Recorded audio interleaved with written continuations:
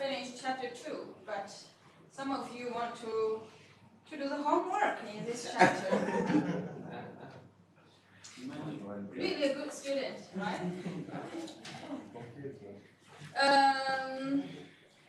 Actually, we finished an example in last class, but I just want to start over again. I think you may already forget what we said. Right? Yes. Okay. Then let's talk about this example again.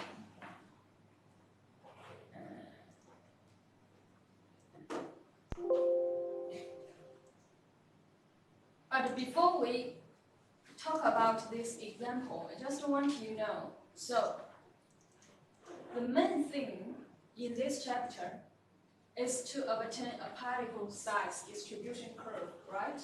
From this particle size distribution curve, you can define how much clay contains in such a soil, how much silt, how much sand and gravel contains in such a soil, and then you can define if it is a well-graded soil or not. And further, based on this, you can actually classify this soil. So actually, particle size distribution is a very important and a very basic physical practice of a soil. So it is a curve, but if you want to plot a curve, you need some points on this curve, right? And then you just connect those points together and you got the curve, right? So how to go to those points? We know that on a plane, points have two axes, right? An x-axis and y-axis. In here, x-axis actually it is a particle size. Always say that how big of the particle, right? That is particle size or particle diameter. And how to get this? Get the particle size distribution curve, we need to conduct a sieve analysis in laboratory. Sieve analysis is use a pile of sieves with different opening, and then we put some soil inside, and then you sieve, you can collect, and you can measure the different mass on the different sieves. And the opening of the sieve actually corresponding the particle size in the x-axis. So as long as you know the opening, and the opening actually, based on different code, it is fixed. So with the opening, if you conduct such an analysis with the opening, you definitely know the x-axis, that is particle size. So how to go to the y-axis? In here, this is important. We have equation, right? The y-axis is not a mass, but it is a percentage. A percentage.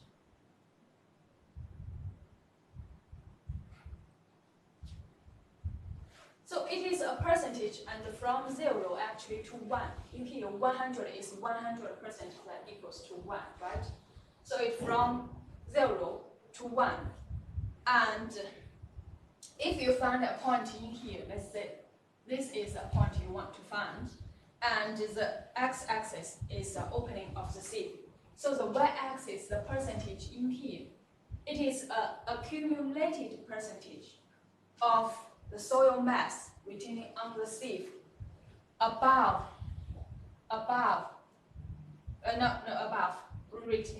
past the sieve, right? So that is the percentage in here, this number in here is the mass, the total mass for soil past such an opening, such a sieve with this opening, right? So it is an accumulated mass. So you go to the accumulated mass. If you divide the total mass, then you go to the percentage, right? So let's see. Let's see this example. So what this means? So in here, actually, you know the M1, M2, M3, finally MI, right? You know this M, but for example, this opening is 0.5 millimeter, and if you want to go to the percentage corresponding, the accumulated percentage corresponding to this opening, you need to summarize this mass, this mass, this mass, this mass, this mass together, right? The total mass of this 1, 2, 3, 4, 5 sieves.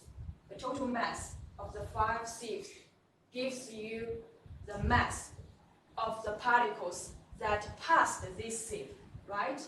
And then you got the total mass in here. And if you divided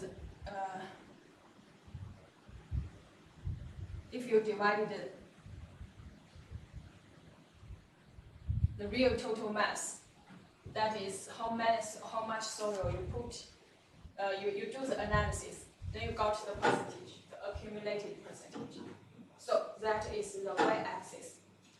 That is one point, and then you need to go to maybe for here, here, and here, different points. Then you connect those points together. You can go to the curve, and you can find the clay percentage, silt percentage, and sand percentage from the curve, and then you can define if it is a well-graded soil, right? So this is actually the procedure. Let's see.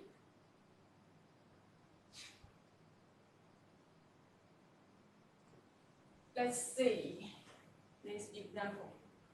So you do not have to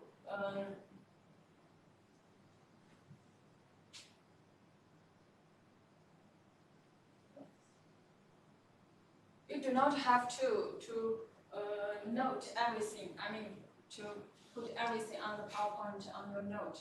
Just focus on the class, what I say, what I explained, and know how to do such an analysis and in the following chapters or in these chapters. That's all. You don't have to record anything. I will share those PowerPoint with you guys. Let's see this sieve analysis, this example.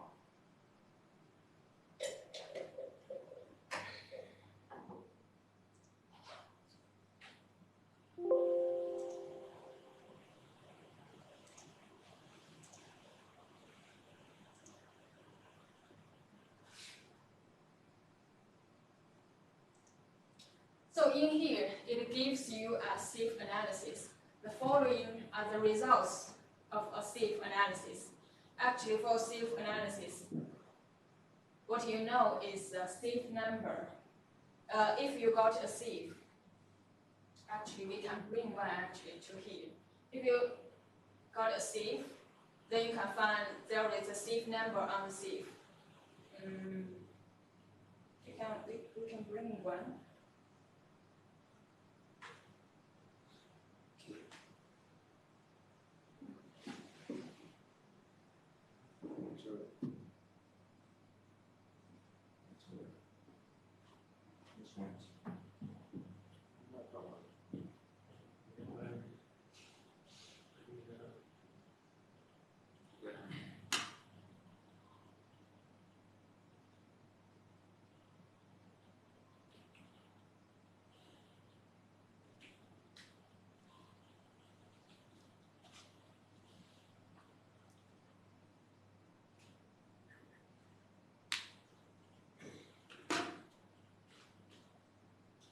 Wait for a moment. I ask the master student to bring the sieve to here.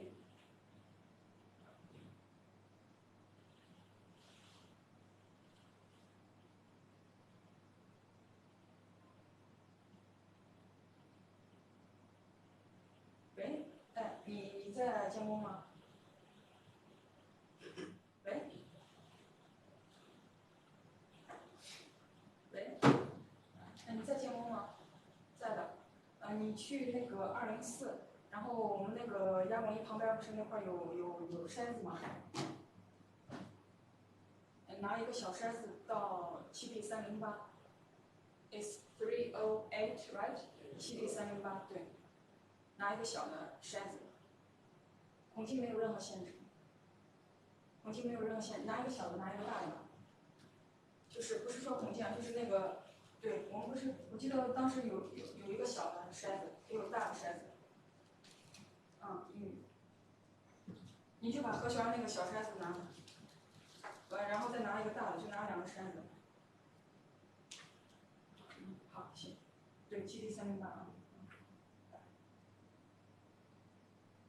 So actually, if you got a sieve, then you can read. You can recognize the number. There is a number and the opening on the sieve, marked on the sieve.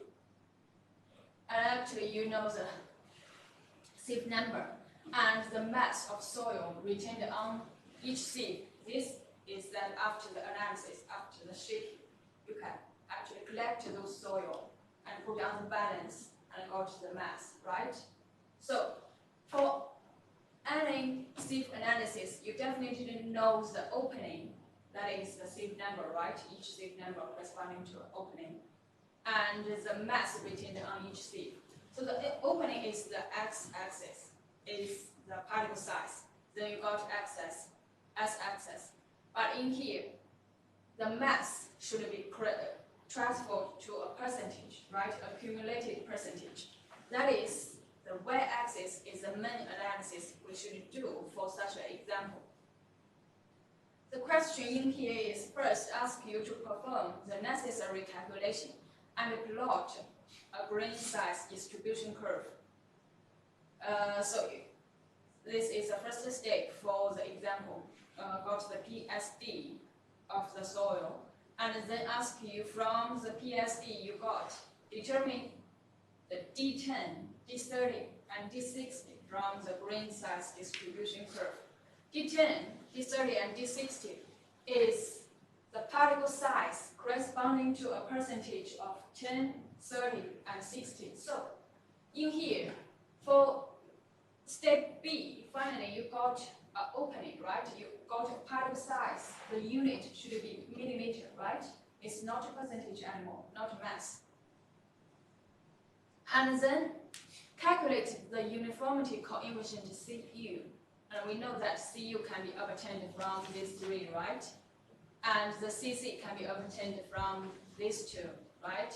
So as long as you know the particle size distribution curve, then you can determine the three value, and then you can calculate Cu and Cc, the uniformity coefficient and the coefficient of gradation.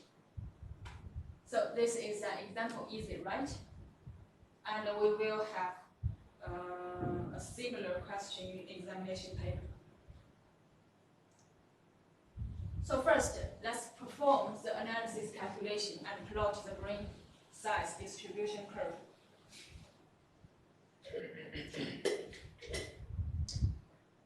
As I said, if you want to plot such a curve, what you need to do is find those points, right? And then plot the curve. And those points have two axes, di. In here is the diameter of the particle. This is the percentage of the final. And what you need to is determine di and fi. So the step is in here. Di is find the opening for each sieve number, right? This is easy. So in here, we use the US sieve size with number designation. The example gives you the sieve number and each sieve number corresponding to an opening. So if in here it is 4, 10, 20, 40, then you need to find the corresponding to 4, 10, 20, 40, and 30, 60, right? This is the opening you need to find. And then the second step is to calculate the percentage final Fi with this equation. So we know that the US sieve number, right, from the example, and you definitely can find the corresponding opening with that table, right? So in here, this is the opening. We can actually find 1, 2, 3, 4, 5, 6, 7. So you finally got 7 points. And the x-axis of the 7 point is given in here. And then step 2 is to calculate the percentage of the final. First, we know that the mass retained on each sieve, right?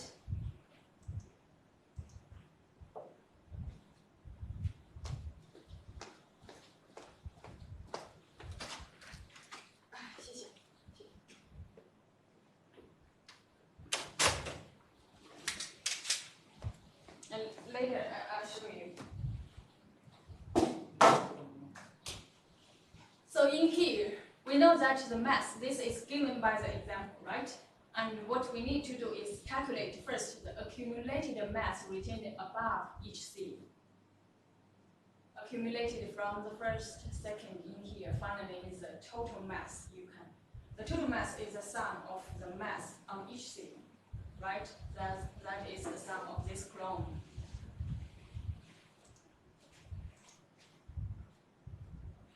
And finally, one in here at the very beginning,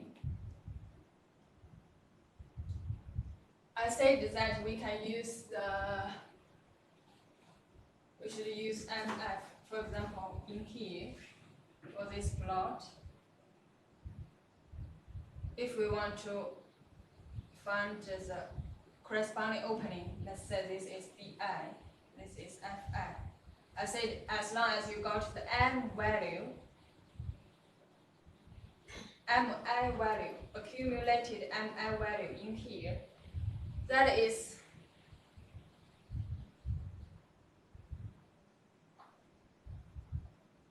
right? What I said. This is what I said. But in here, did you guys notice that it is not? It use sigma m minus this, and then divided the total mass, got the final percentage. So why?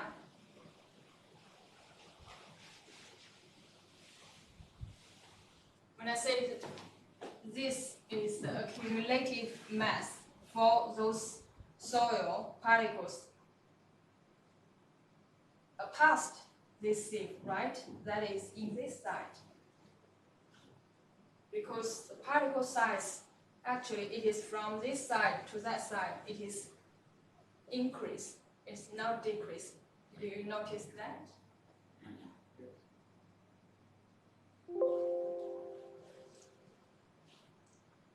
For example, in here, this is 0.05 millimeter, and but in here it is 10. It's not like a Euro axis that 0 is always in the left, and then we go right, it is increased. But for particle size distribution curve, it's in the negative way. It is in an opposite way. This is small value, and this side it is a larger value. So it's actually different. So are those negative figures? Negative what?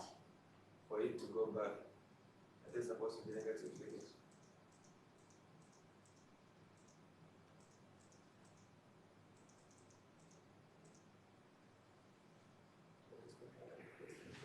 So you notice that usually the sieve number in here, it is from a small value to a big value, right? It doesn't matter, it's just a number of the sieve. But the top sieve should have a larger opening than the bottom sieve, right?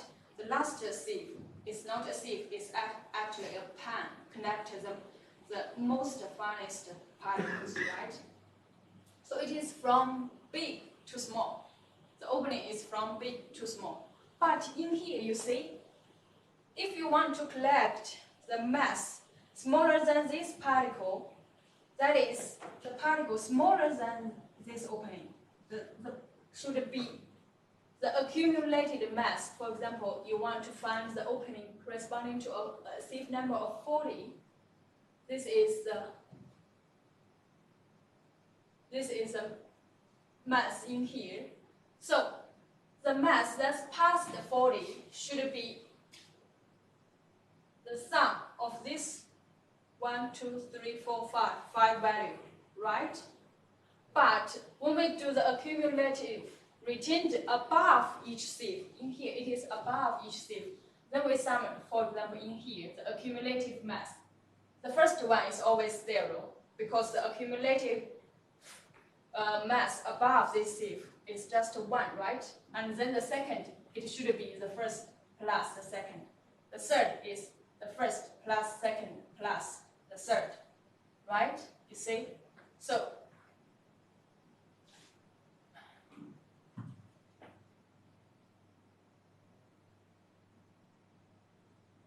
right? Yes, right. So, actually, in here, we marked MI from top to the bottom.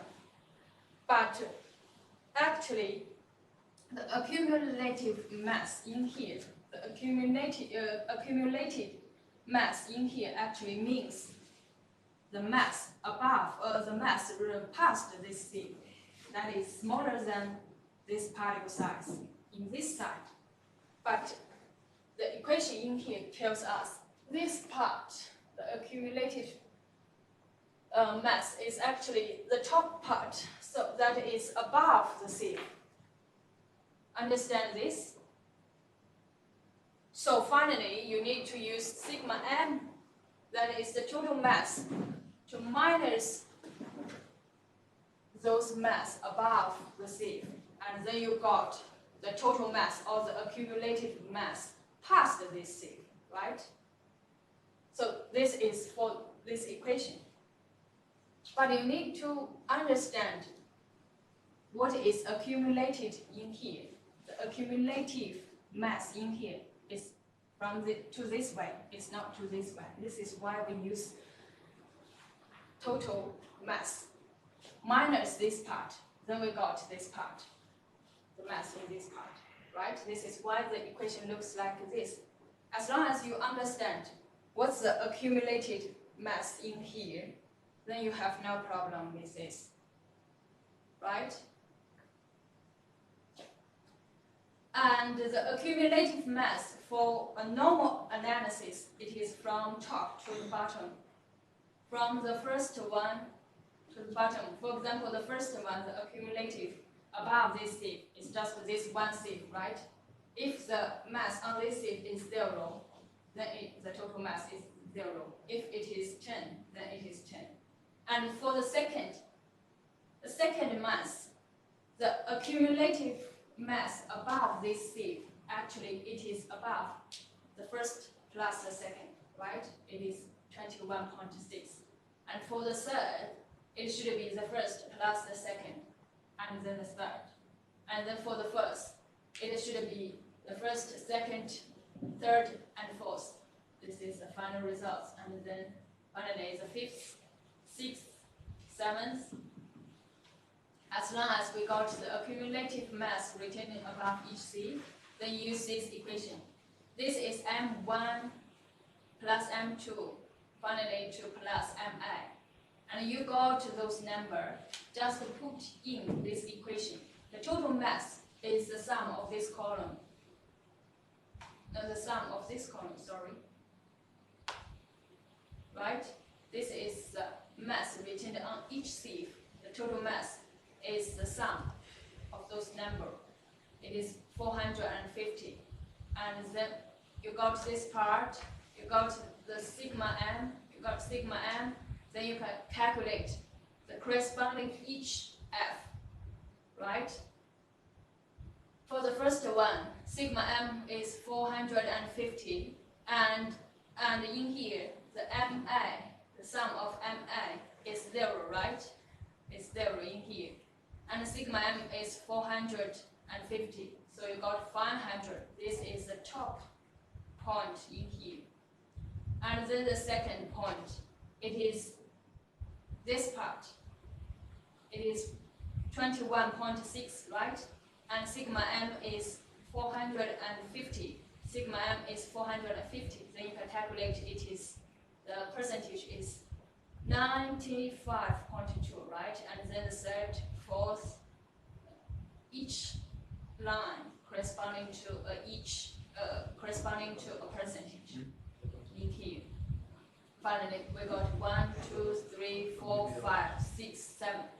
7 percentage, and we have 7 opening. So you got 7 points.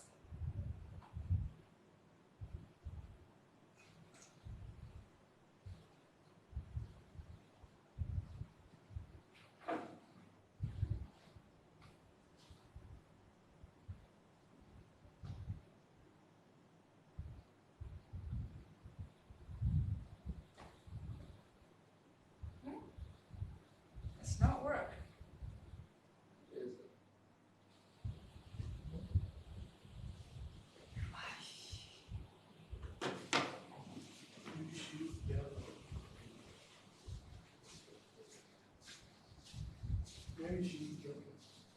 Didn't you use this one?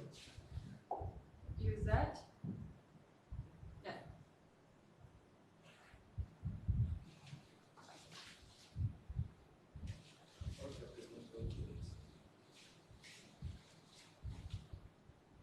That's like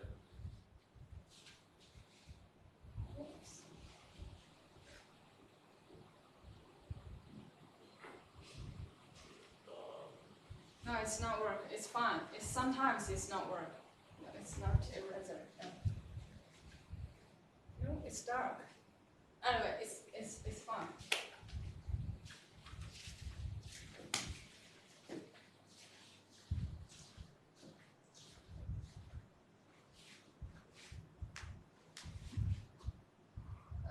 So in here, just ignore the red mark in here. For example, the total mass for the particle size larger than this particle size, 0.425. 0.425. So we can calculate sigma 1 plus sigma 2 finally to the mass corresponding to 0.425 in here, right? That is the sum of these four values. It is 173.7, right? 173.7. And then the percent final for particle size larger than this value is then the total mass 450 minus this value divided the total mass and plus multiply 100, then you got 61.4 in here. This is the percentage. So with the same way, you can calculate the first point. This is the opening. This is a percentage. Opening the percentage. Opening the percentage. So you go to 1, 2, 3, 4, 5, 6, 7 points. And then you can plot the 7 points together. You got this curve. This is the particle size distribution curve. So the sieve, let's see, it is in Chinese. It is in Chinese. It's not a U.S. Standard sieve. It is a Chinese standard sieve. But in here, you see, as long as you got a sieve, it always have a mark. It tells you the diameter and tells you the size of the sieve, and then tells you the diameter is 2 millimeters. That is those, how to say? holes. Those holes is about the diameter of those holes is evenly 2 millimeters. But the sieves have different size. For example, if you want to do a big mass of soil, for example, maybe 5 kilograms, then you need a big sieve. Sometimes we have small sieve and even small. But the sieve is always a pile, and then you can put them together. And you see there is an inch in here. This inch can cut into the next and put in the next one. So something like this. But the hole is not always round. Sometimes it is a square. Like you can pass and see around. It's just a sieve. You definitely know this before. Yes. All right. Yes. No. So it's you play with this, right? So sometimes it's not a round hole, it's a square. It is square with stainless steel saw or line in the middle. That is sieve. So the opening, all the particle size can be read from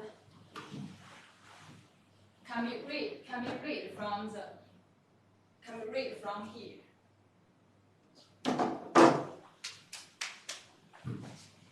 Okay, so now you know how to plot the particle size distribution curve, right?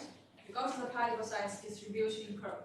The second step is ask you the particle size corresponding to a D10, D30, and D60. So you need to keep in mind that D10, D30, and D60 is a particle size corresponding to the percentage of 10, 30, and 60. So this is a percentage of about 10, right? And if you draw a line, a horizontal line, parallel to x-axis, and the cross value to the particle size distribution curve in here, this is the D10. That is the 10% corresponding to the particle size in here, right? It is about, if this is 0.1, it is about 0.09, let's say, 0.09 or around 0.09, right? Right? Because the last grade student, sometimes even they draw the first, a nice curve, particle size distribution curve, but normally we say this is small value, this is big value, as they saw this is 0.1 and didn't notice this is 0.06, and then they think those values should be higher than 0.1. Some students may give 0.12, something like this, but it's not. So it's the smaller value is in this side, and then increase to a big value. So this is 0.06, but in here it should be around 0.08 or 0.09. And you notice this is a log scale. The particle size distribution curve always plot to a semi-log scale. The x-axis is log scale, the y-axis is a normal scale. So the y-axis is the log scale because particle size range is very large. It can be very, very small, but some particle can be very, very large. So if you put in a very normal scale, you can't see clearly the particle size distribution, right? So this is why we use log scale. Log scale can shrink the whole particle size range in a small scale. Then you can see it clearly. And then we got D10 with the same way. If you find the 30% in here, and the corresponding particle size is about in here, and it's about 0.185 millimeter. So some of you may think that okay, so this is 0.1, this is 0.3, and it's a little bit close to 0.3 and should be higher than 0.2, right? But it's not. This is a log scale. As long as you see,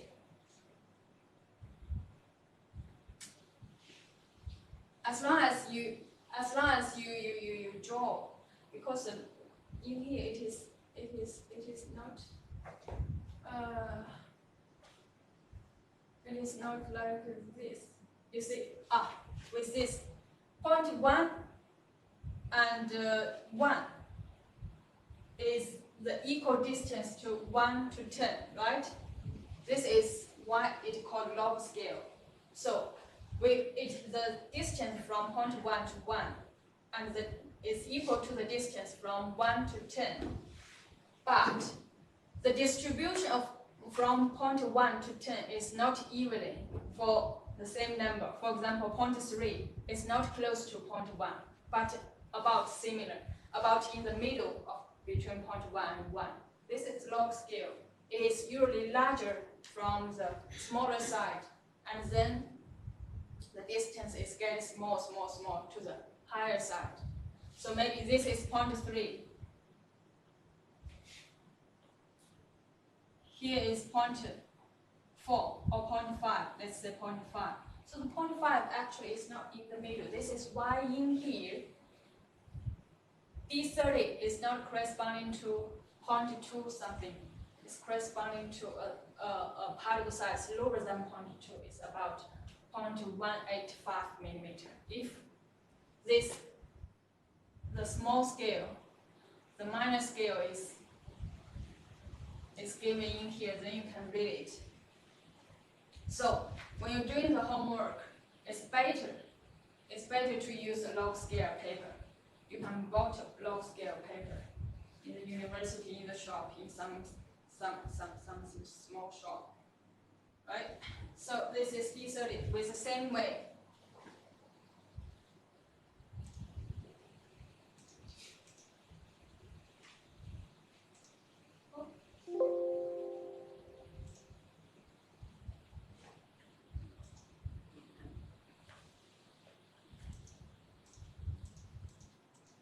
So with the same way, we can define 60, right?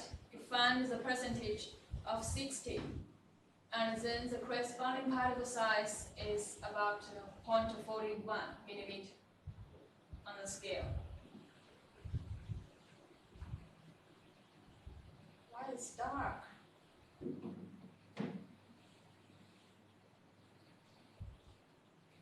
No, you can use the other one. I can use this.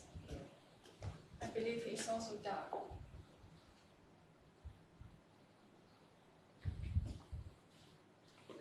It's not working. No.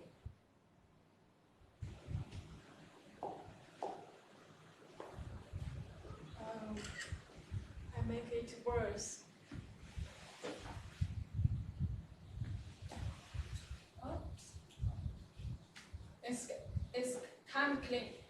I find that in here, this eraser kind of clean the mark I made with the other thing, right? Okay. Anyway, it's fine.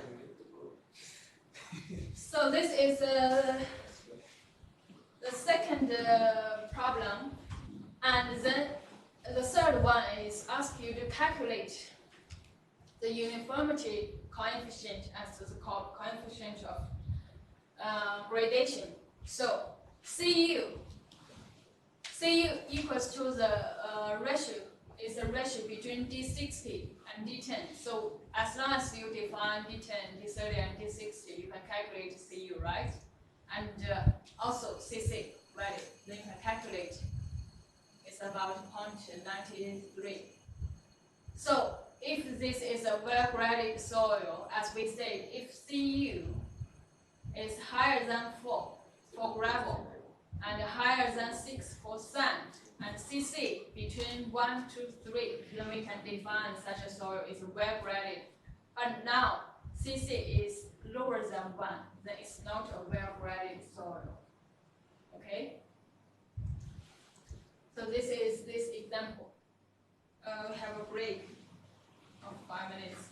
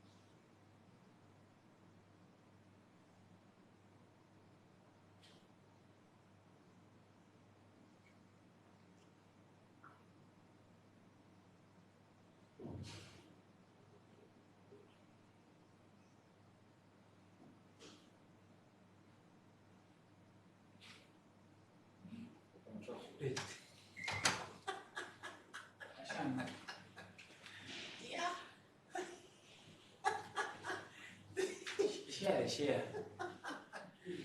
Yeah. Send the text. Yeah, man. The text is up there. Look at these.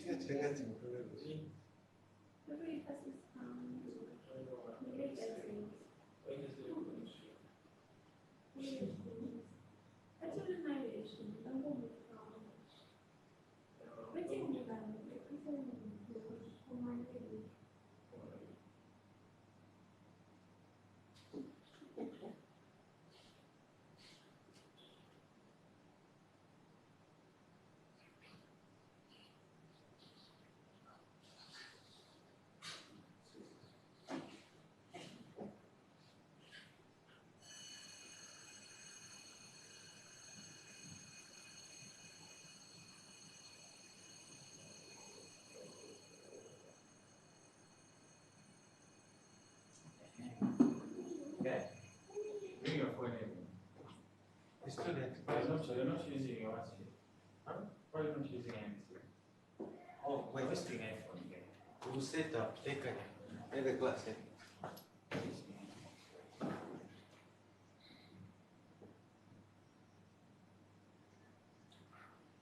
Start texting me, I want some food.